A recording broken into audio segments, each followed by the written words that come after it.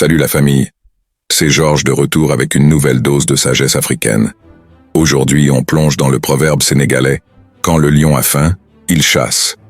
Rejoignez-moi pour explorer la signification profonde de cette métaphore et découvrez comment être le chasseur acharné de vos rêves. 1. Quand le lion a faim, il chasse. Introduction.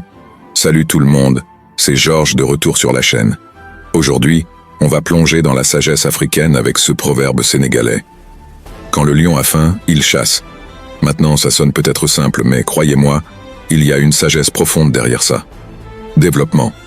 Donc le lion, il ne se dit pas « Eh bien, je vais peut-être prendre une petite sieste et espérer que la gazelle vienne à moi ».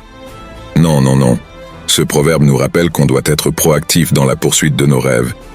C'est comme si la faim du lion était notre propre désir de réussir. Alors soyons des chasseurs de nos rêves, tout comme ce lion affamé. Conclusion. Voilà les amis, ne restons pas assis à attendre que les opportunités se présentent. Soyons les lions de nos propres vies, prêts à chasser nos objectifs avec acharnement. C'est Georges, et je vous encourage à sortir et à chasser vos rêves. On se retrouve très bientôt. 2.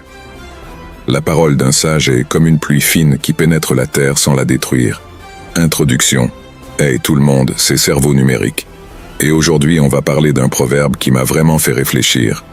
La parole d'un sage est comme une pluie fine qui pénètre la terre sans la détruire.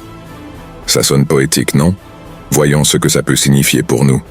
Ce proverbe nous dit que nos mots ont du poids, et on devrait les utiliser avec sagesse. Imaginez une pluie légère, qui nourrit la terre sans la submerger.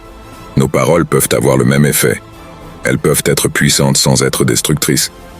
Alors essayons d'être comme cette pluie fine, apportant de la positivité et de la croissance autour de nous.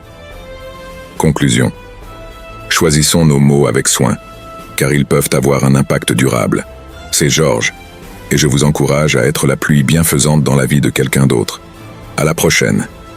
Si vous avez aimé plonger dans la sagesse africaine et que vous voulez encore plus de réflexions inspirantes, n'oubliez pas de taper sur ce bouton d'abonnement juste en dessous. Ici, sur la chaîne, on explore ensemble.